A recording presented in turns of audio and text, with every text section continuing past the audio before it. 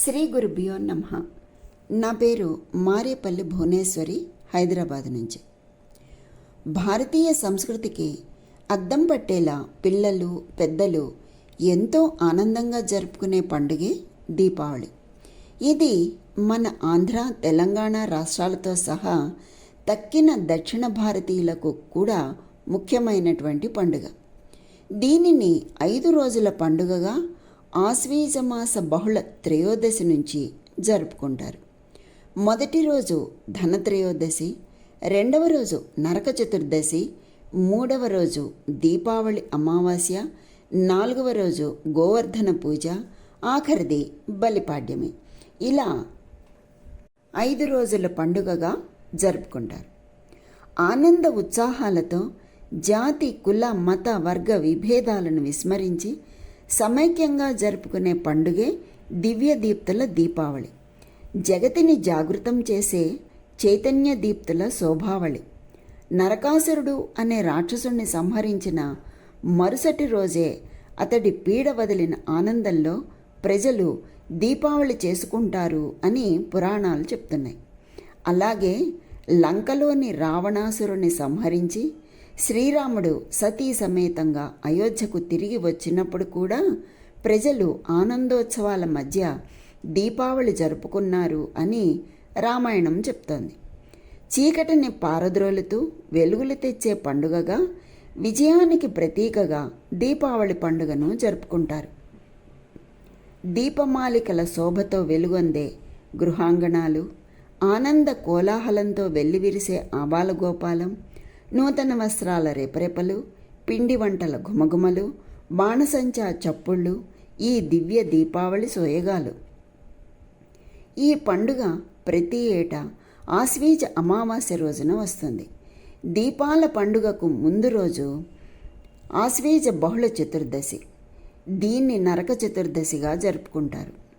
దీపావళి అంటే దీపాలను మన ఇళ్లల్లో ఆరుబయట ఒక వరుసలో ఒకదాని తర్వాత ఒకటి ఒక క్రమంలో పెట్టి వెలిగిస్తాం. అలా వెలిగించిన దీపావళ ఆవళినే, అంటే దీపాల వరుసనే దీపావళి అంటారు. అలా దీప ఆవళి పదాల నుండి వచ్చిందే దీపావళి. దీపం జ్యోతి పరం బ్రహ్మ, దీపం సర్వతమోపహం, దీపేన సాధ్యతే సర్వం, సంధ్యాదీపా నమోస్తుతే. అంటే దీపజ్యోతిని పరబ్రహ్మ స్వరూపంగా మనో వికాసానికి, ఆనందానికి, నవ్వులకు, సజ్జనత్వానికి, సద్గుణ సంపత్తికి నిదర్శనంగా భావిస్తారు. మహిళామణులంతా ఆశ్వీజ బహుళ చతుర్దశి నుంచి కార్తీక మాసమంతా సంధ్యా సమయంలో మట్టి ప్రమిదలలో దీపాలను వెలిగిస్తారు. చివరకు ఈ దీపాలను ముత్తైదువులు కార్తీక పౌర్ణమికి సముద్ర స్నానాలను ఆచరించి జీవనదులలో వదులుతారు. ఇవి సౌభాగ్యానికి, సౌశీల్యానికి, సౌజన్యానికి ప్రతీకలుగా భావిస్తారు. పైగా ఈ దీపావళి శరదృతువులో అరుదించడం విశేషం. అంటే మనోనిశ్చలతకు, సుఖశాంతులకు అనువైన కాలం ఈ శరదృతువు. దీపాల పండుగ అయిన దీపావళి రోజున మహాలక్ష్మి పూజను జరుపుకోవడానికి ఒక విశిష్టత ఉంది. పూర్వం దూర్వాస మహర్షి ఒక మారు దేవేంద్రుని ఆతిథ్యానికి సంతసించి ఒక మహిమాన్వితమైన హారాన్ని ప్రసాదించాడు. ఇంద్రుడు దానిని తిరస్కార భావంతో తన దగ్గర ఉన్నటువంటి ఐరావతం అనే ఏనుగు మెడలో వేస్తాడు. అది ఆ హారాన్ని కాలితో తొక్కివేస్తుంది. అది చూసిన దుర్వాసుడు ఆగ్రహం చెంది దేవేంద్రుణ్ణి శపిస్తాడు. తత్ఫలితంగా దేవేంద్రుడు రాజ్యాన్ని కోల్పోయి సర్వ సంపదలు పోగొట్టుకుని దిక్కుతోచక శ్రీహరిని ప్రార్థిస్తాడు. ఈ పరిస్థితిని గమనించిన శ్రీ మహావిష్ణువు దేవేంద్రుణ్ణి ఒక జ్యోతిని వెలిగించి దానిని శ్రీ మహాలక్ష్మి స్వరూపంగా తలచి పూజించమని సూచిస్తాడు.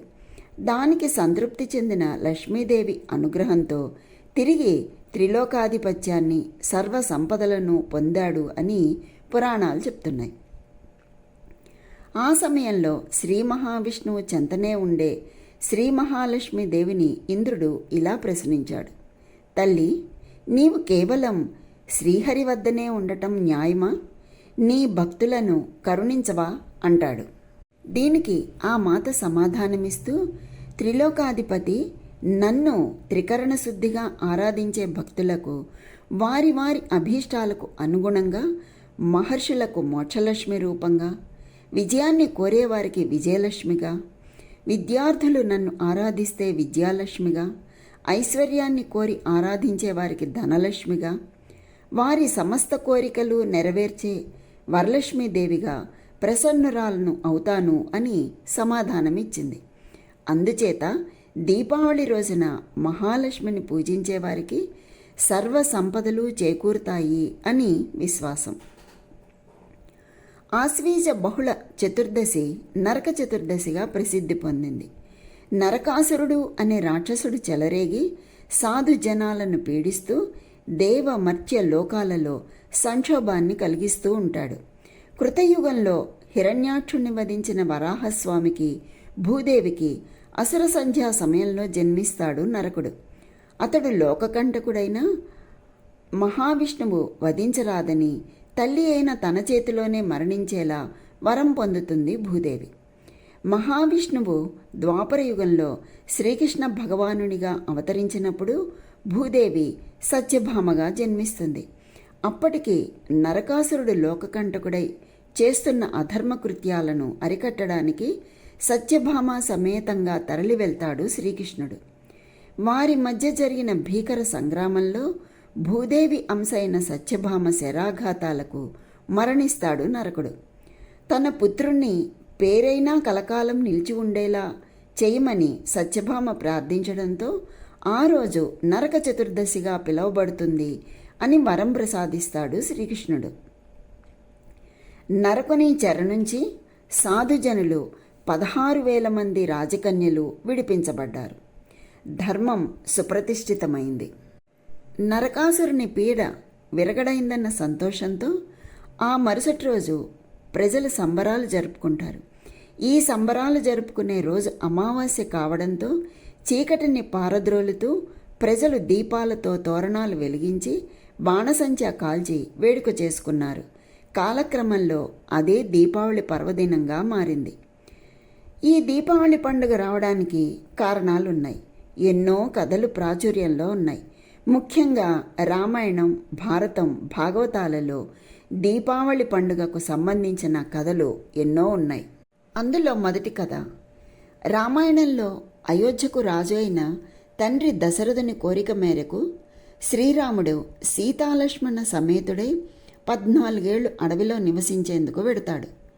వనవాసం చేస్తూ ఉండగా లంకాధీశుడైన 10 తలల రావణాసురుడు సీతనెత్తుకు వెళ్తాడు. ఆ తర్వాత రావణాసురునితో జరిపిన యుద్ధంలో విజయం పొందిన శ్రీరామచంద్రుడు సతీ సమేతంగా అయోధ్యకు విచ్చేస్తాడు. ఆ రోజు అమావాస్య. అయోధ్య అంతా చీకట్లతో నిండి ఉంటుంది. దాంతో శ్రీరామునికి స్వాగతం పలికేందుకు అయోధ్యావాసులు దీపాలను వెలిగించి అమావాస్య చీకట్లను పారద్రోలుతారు. ఆనాటి నుంచి దీపావళి పండుగను మనం జరుపుకుంటున్నాము. ఆ తరువాత ప్రాచుర్యంలో ఉన్న కథ నరకాసురుని కథ. ప్రాగ్జ్యోతిష పురానికి రాజు నరకాసురుడు. బ్రహ్మదేవుని నుంచి పొందిన వరగర్వంతో నరకాసురుడు దేవతలను, మహర్షులను నానా ఇబ్బందులు పెడుతూ ఉంటాడు. నరకాసురుని ఆగడాలు శృతిమించడంతో సత్యభామ సమేతుడై శ్రీకృష్ణుడు నరకాసురుని సంహరిస్తాడు. నరకాసురుని పీడ విరగడవడంతో ప్రజలు దీపాలు వెలిగించి పండుగను జరుపుకున్నారు. ఆ పరంపర నేటికి కొనసాగుతూ ఉంది. ఆ తర్వాత పాలసముద్రం నుంచి శ్రీ మహాలక్ష్మీదేవి ఉద్భవించిన వృత్తాంతం సంగతికి వెళ్ళినట్లయితే, మరణాన్ని దరిచేరని అమృతం కోసం దేవదానవులు పాలసముద్రాన్ని చిలుకుతూ ఉండగా దీపావళి రోజున లక్ష్మీదేవి ఉద్భవించింది.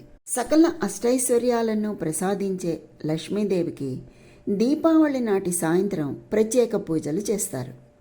ఆ తర్వాత భారతంలోని ఈ కథ చాలా ప్రాచుర్యంలో ఉంది. కౌరవులు సాగించిన మాయాజూదంలో ఓడిన పాండవులు 13 ఏళ్లు వనవాసం, 1 సంవత్సర కాలం అజ్ఞాతవాసం సాగించి తమ రాజ్యానికి తిరిగి వస్తారు. ఈ సందర్భంగా ప్రజలు దీపాలు వెలిగించి స్వాగతం పలుకుతారు. ఆ తరువాతి వృత్తాంతంగా రైతుల గురించి చెప్పుకుందాం. గ్రామీణ ప్రాంతంలో పంట చేతికి వచ్చే సందర్భాన్ని పురస్కరించుకుని అన్నదాతలు దీపావళి పండుగను చేసుకుంటారు. మంచి పంట దిగుబడిని అందించినందుకు ఇష్టదైవానికి కృతజ్ఞతగా ప్రత్యేక పూజలు చేసి పండుగ జరుపుకుంటారు. ఆ తర్వాత గొప్ప హిందూ మత రాజైన విక్రమాదిత్యుడికి దీపావళి రోజున పట్టాభిషేకం జరిగింది. అందుకే దీపావళి ఒక చారిత్రక సంఘటన అయ్యింది. ఆ తర్వాత హిందూ మతం యొక్క గొప్ప సంస్కర్త మరియు ఆర్య సమాజ స్థాపకుడు మహర్షి దయానంద కూడా దీపావళి రోజున నిర్వాణం పొందారు. అంటే ఇది కూడా, ఈ దీపావళి కూడా ఆర్య సమాజస్థులకి, సమాజ స్థాపకులకి అందరికీ కూడా ప్రత్యేకమైనటువంటి రోజు. అంతేకాదు జైనులకు కూడా ప్రత్యేకమైనటువంటి రోజు. ఆధునిక జైనమత స్థాపకుడు మహావీర తీర్థంకరుడు కూడా దీపావళి రోజున నిర్వాణం పొందారు అని భావిస్తారు. ఇంకా సిక్కులకు కూడా ప్రత్యేకమైన రోజే. 3వ గురువు అమర్దాస్ రెడ్ లెటర్ దీపావళి రోజున సంస్థాగతమైంది. అప్పుడు సిక్కు గురువుల ఆశీర్వాదాలను సేకరించడానికి ఉంటుంది. 1577వ సంవత్సరంలో అమృతసర్లోని బంగారు ఆలయానికి పునాది రాయి ఈ దీపావళి రోజునే వేశారు. 1619లో 6వ గురువు హరగోబిందు మొఘల్ చక్రవర్తి జహంగీర్ అధీనంలో ఉన్నారు. ఆయనతో పాటు 52 మంది రాజులు గ్వాలియర్ కోట నుండి దీపావళి రోజున విడుదలయ్యారు. అందుకని సిక్కులకు కూడా ఈ దీపావళి ప్రత్యేకమైనటువంటి రోజు. దీపావళికి ఒక్కో చోట ఒక్కో విధమైన కథ ప్రచారంలో ఉంది. అలాగే బౌద్ధంలోనూ ఓ కథ ప్రచారంలో ఉంది. అదేమిటి అంటే, ప్రతి ఆషాఢ మాసంలో బౌద్ధ భిక్షువులకు వర్షావాసం ప్రారంభమవుతుంది. ఆ కాలంలో 3 నెలల పాటు భిక్షువులు ప్రజల వద్దకు భిక్ష కోసం వెళ్లరు. అడవుల్లో గుహల్లో ఉండి దొరికింది తింటూ ధ్యానంలో, విద్యలో ప్రత్యేక స్వయం శిక్షణను సాగిస్తారు. ఇలా వర్షావాసం పూర్తి చేసి ఆశ్వీజ మాసంలో తిరిగి గ్రామాలకు బయలుదేరుతారు. గ్రామాలకు వచ్చే భిక్షువులకు దారి పొడవునా దీపాలతో ప్రజలు స్వాగతం పలుకుతారు. అదే దీపావళిగా, బౌద్ధుల ధర్మ దీపావళిగా ప్రసిద్ధం చెందింది. బౌద్ధులు మరణాన్ని నిర్వాణం అంటారు. నిర్వాణం అంటే దీపం ఆరిపోవడం. ప్రమిదలోని నూనె, ఒత్తి పూర్తిగా మండిన తర్వాత ఇక దీపం వెలగదు. అదే నూనె, అదే ఒత్తి ఇక ఉండవు. అంటే అదే దీపాన్ని ఇక ఎప్పటికీ వెలిగించలేం. మనిషి నిర్వాణం తర్వాత కూడా అంతే. ఇలా అనిత్యత్వాన్ని, అనాత్మవాదాన్ని దీపంతో పోల్చి చెప్తుంది బౌద్ధం. మరణించిన వ్యక్తి తల దగ్గర దీపం ఉంచే సాంప్రదాయం బౌద్ధ భిక్షువుల నిర్వాణం నుంచి పుట్టినదే. అంతేకాదు, స్తూపాల మీద దీపాలు ఉంచే ఆచారం కూడా దాని నుంచి వచ్చిందే. అందుకే మరణాన్ని దీపం ఆరడంతో పోలుస్తాం. తమ గ్రామానికి బుద్ధుడు భిక్షువులతో కలిసి వచ్చిన సందర్భాల్లో ఇంటింటా దీపాలను వెలిగించి ఆహ్వానం పలికే సాంప్రదాయం బలీయంగా సాగింది. ఇల్లు వదిలి వచ్చిన సిద్ధార్థుడు 6 ఏళ్లు కృషి చేసి చివరకు జ్ఞానోదయం పొంది బుద్ధుడయ్యాడు. సారనాథులో మొదటి వర్షావాసం ముగించి రాజగృహానికి వచ్చాడు. ఆ సమయంలో బుద్ధుడైన తన బిడ్డను కపిలవస్తు నగరానికి తీసుకురావాలి అని మంత్రుల్ని ఆయన తండ్రి శుద్ధోదనుడు ఆదేశిస్తాడు. చివరకు సిద్ధార్థుడి బాల్యమిత్రుడైన కాలు ఉదాయిని పంపుతాడు. ఆ కాలు ఉదాయి బుద్ధుణ్ణి వెంటబెట్టుకుని కపిలవస్తుకు వస్తాడు. ఆ సందర్భంలో బుద్ధునికి శుద్ధోదనుడు దారి పొడవునా దీపాలు వెలిగించి స్వాగతం పలికాడు. ఆ రోజు రాజ్యమంతటా దీపాలు వెలిగించారు. అలా బుద్ధుడి కపిలవస్తు నగర పునరాగమనానికి సంకేతంగా దీపాలు వెలిగి బౌద్ధ సాంప్రదాయంగా నిలిచిపోయింది అని అంటారు. ఆ తర్వాత సత్యం, శివం, సుందరం అంటే పంచభూతాలలో ప్రధానమైనది అగ్ని. ఈ అగ్ని ప్రాణికోటి మనుగడకు ఉపకరించే తేజస్సును, ఆహారాన్ని ఐహికంగాను, విజ్ఞాన ధర్మ గరిమను ఆధ్యాత్మికంగాను ప్రసాదిస్తుంది. ఈ దీపాలను వెలిగించడం ద్వారా 3 రంగులు ప్రధానంగా మనకు గోచరమవుతాయి: నీలము, పసుపు, తెలుపు. ఈ 3 రంగులు మానవ మనుగడకు ఆవశ్యకమైనటువంటి సత్వ, రజస్, తమో గుణాల సమ్మేళనంగా ఆర్యులు చెబుతూ ఉంటారు. ఈ 3 రంగులను జగతిని పాలించే లక్ష్మి, సరస్వతి, దుర్గలుగా భావిస్తారు పౌరాణికులు. అంతేకాక సత్యం, శివం, సుందరం అవి దీప ప్రజ్వలన ద్వారా త్రిజగన్మాతలను ఆరాధించినట్లను, మానవులకు విజ్ఞానం, వివేకం, వినయాలకు సంకేతమని సందేశాత్మకంగా గైకొంటారు భారతీయులు. అంధతమిశ్రంచ దక్షిణాయనమేవచ ఉత్తరాయణే తస్మాత్ జ్యోతిర్దానం ప్రశస్వతే. అంధతమిశ్రం అనేది ఒక నరకం. దక్షిణాయన పాపకాలం నుంచి తప్పించుకుని తరించడానికి ఉత్తరాయణ పుణ్యకాలంలో జ్యోతిని దానం చేయుట ఉత్తమోత్తమమైన కార్యంగా భావిస్తారు హైందవులు. ఆశ్వీజ మాసంలో వచ్చే బహుళ చతుర్దశి, అమావాస్యలు పరమ పవిత్ర పర్వదినాలు. భక్తి విశ్వాసాలతో, ఆనందోత్సాహాలతో దేశమంతటా పిల్లలు, పెద్దలు అందరూ కలిసి జరుపుకునే పండుగ రోజులు. దిబ్బు దిబ్బు దీపావళి, మళ్ళీ వచ్చే నాగుల చవితి అంటూ చిన్నపిల్లలంతా గోగునార కట్టలకి చిన్న చిన్న గుడ్డ ముక్కల్ని కట్టి వెలిగించి దిష్టి తీయడాన్ని మనం సాంప్రదాయంగా కొన్ని ప్రాంతాల్లో చూస్తూ ఉంటాం. వెలుగులనిచ్చే దీపావళి అని అర్థం. సాయంత్రం ప్రదోష సమయంలో దీపాలు వెలిగించి ముందుగా పిల్లలు దక్షిణ దిశగా నిలబడి దీపాన్ని వెలిగించడాన్ని ఉల్కాదానం అంటారు. ఈ దీపం పితృదేవతలకు దారి చూపిస్తుంది అని శాస్త్రాలు చెప్తున్నాయి. ఆ దీపం వెలిగించిన తర్వాత కాళ్ళు కడుక్కుని ఇంటి లోపలికి వచ్చి తీపి పదార్థం తింటారు. అటు తర్వాత పూజాగృహంలో ప్రమిదలో నువ్వుల నూనెతో దీపం వెలిగించి దీపలక్ష్మికి నమస్కరించి కలశంపై లక్ష్మీదేవిని ఆవాహన చేసి విధి విధానంగా పూజిస్తారు. పూజానంతరం అందరూ ఉత్సాహంగా బాణసంచా కాల్చడానికి సంసిద్ధులవుతారు. చిచ్చుబుడ్లు, విష్ణు చక్రాలు, భూచక్రాలు, మతాబులు, కాకర పువ్వొత్తులు కళ్ళు మిరుమిట్లు గొలుపుతూ ఉంటే మరోపక్క సీమటపాకాయల ఢమఢమ ధ్వనులతో మారుమోగుతూ ఉంటాయి పరిసరాలన్నీ. ఈ విధంగా బాణసంచా కాల్చడానికి ఒక ప్రయోజనం చెప్పబడింది పురాణాలలో. ఆ వెలుగులో, శబ్ద తరంగాలలో దారిద్ర్య దుఃఖాలు దూరంగా తరిమివేయబడి లక్ష్మీ కటాక్షం సిద్ధిస్తుంది అని, అంతేకాక వర్ష ఋతువులో ఏర్పడిన తేమ వల్ల పుట్టుకు వచ్చే క్రిమికీటకాలు బాణసంచా పొగలకి నశిస్తాయి అని. అంతేకాదు అసుర నాశనానికి, ధర్మ ప్రతిష్టాపనకు గుర్తుగా అమావాస్య నాడు జరుపుకునే దీపావళి పండుగ నాడు లక్ష్మీదేవికి ప్రతీకగా వెలుగులు విరజిమ్మే దీపలక్ష్మిని పూజించడం సర్వశుభాలను ప్రసాదిస్తుంది. అయితే దీపావళి పండుగను ఏ ప్రాంతంలో ఏ విధంగా జరుపుకుంటారో దాన్ని కూడా చెప్పుకుందాం. ముందుగా దక్షిణ భారతంలో ఏ విధంగా జరుపుకుంటారు అంటే, దీపావళి పండుగ భారతదేశంలో చాలా రాష్ట్రాల్లో జరుపుకుంటారు.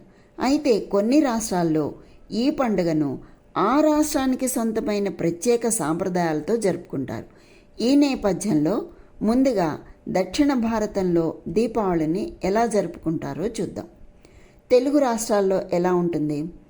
పేరుకు 5 రోజుల పండుగ అయినా తెలుగు రాష్ట్రాల్లో మాత్రం దీపావళి వేడుకలు సాంప్రదాయ రీతిలో నరక చతుర్దశి నుంచే ప్రారంభమవుతాయి. నరక చతుర్దశి రోజు తలంటు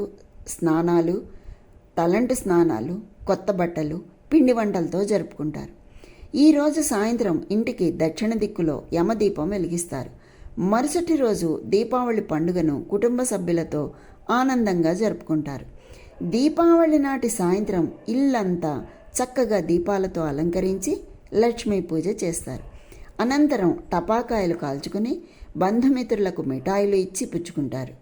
తెలుగు రాష్ట్రాల్లో దీపావళి పండుగ ఇలా సాంప్రదాయ రీతిలో సాగుతుంది. ఇకపోతే తమిళనాడులో దీపావళి పండుగ కన్నా నరక చతుర్దశి పండుగకే ఎక్కువ ప్రాధాన్యత. ఇక్కడ దీపావళి పండుగను రాత్రి కాకుండా ఉదయమే జరుపుకుంటారు. తెల్లవారుజామునే నిద్రలేచి బాణసంచా కాల్చి దీపావళి పండుగను ఘనంగా జరుపుకోవడం తమిళనాట సంస్కృతి. ఆ తర్వాత కర్ణాటకలో మొదటి 3 రోజులు అంటే ధన్తేరస్, నరక చతుర్దశి, దీపావళి అమావాస్య, ఈ 3 రోజులను కలిపి దీపావళి పండుగగా జరుపుకుంటారు. ఆ తర్వాత కేరళ దీపావళి పండుగను కేరళలో కూడా ఘనంగా జరుపుకుంటారు. ఈ సందర్భంగా బలిచక్రవర్తి పాతాళం నుంచి ఏడాదికి ఒక్కసారి అంటే ఈ దీపావళి రోజున భూమి మీదకు వచ్చి తన ప్రజలను తనివి తీరా చూసుకుంటాడు అని కేరళ రాష్ట్ర ప్రజల విశ్వాసం. అందుకే కేరళీయులు దీపావళి పండుగను బలి అమావాస్యగా జరుపుకుంటారు. ఇకపోతే రాజస్థాన్లో అయితే పిల్లిని పూజించే సాంప్రదాయం ఉంది. ఎలా అంటారా? రాజస్థాన్లో దీపావళిని ధన్తేరస్గా చేసుకుంటారు. ఇక్కడ దీపావళి పండుగ రోజున మహిళలంతా తమ నగలను నదిలో శుభ్రం చేసుకుంటారు. అనంతరం పిల్లిని లక్ష్మీదేవిగా భావించి పూజిస్తారు. పండుగ రోజు చేసినటువంటి అన్ని రకాల పిండి వంటలు, అన్ని రకాల వంటలు పిల్లికి నైవేద్యంగా సమర్పించడం ఇక్కడి ఆచారం. ఇకపోతే గుజరాత్లో 2 పండుగలు ఒకేసారి చేసుకుంటారు. ఎలా అంటే గుజరాత్లో దీపావళిని 5 రోజుల పండుగగా ఉత్సాహంగా జరుపుకుంటారు. ఆ రాష్ట్ర ప్రజలకు దీపావళితో పాటు నూతన సంవత్సరం కూడా ప్రారంభమవుతుంది. వీరికి దీపావళి కేవలం దీపాల పండుగ మాత్రమే కాదు, నూతన సంవత్సరానికి శుభారంభం పలికే వేడుక కూడా. ఉత్తరాది వారు, ముఖ్యంగా వ్యాపారులు దీపావళి రోజును కొత్త సంవత్సరంగా పాటిస్తారు. ఈరోజు లక్ష్మీదేవి పూజ చేసి కొత్త ఖాతా పుస్తకాలు తెరుస్తారు. దీపావళి పండుగ లాంటివే ప్రపంచంలోని అన్ని సమాజాల్లోనూ ఉన్నాయి. భిన్నత్వంలో ఏకత్వాన్ని చాటి చెప్పేదే దీపావళి పండుగ. మనలోని అజ్ఞానాంధకారాన్ని తొలగించే ఉషస్సులను నింపుతుంది ఈ దీపావళి. ఇది కదా మన సంస్కృతి సాంప్రదాయాల గొప్పతనం. ఇది కదా దీపావళి గొప్పతనం. దీపావళి పండుగను ఏ రాష్ట్రంలో ఎలా జరుపుకున్నా, ఏ పేరుతో చేసుకున్నా దివ్వెల పండుగ ఆనందం అందరికీ ఒక్కటే. ఈ దీపావళి పండుగ అందరికీ అదృష్టం, ఐశ్వర్యం తీసుకురావాలని కోరుకుంటూ, ఆ శ్రీ మహాలక్ష్మి యొక్క అనుగ్రహం అందరికీ కలగాలని కోరుకుంటూ, మిట్స్ రేడియో శ్రోతలందరికీ దీపావళి శుభాకాంక్షలతో స్వస్తి.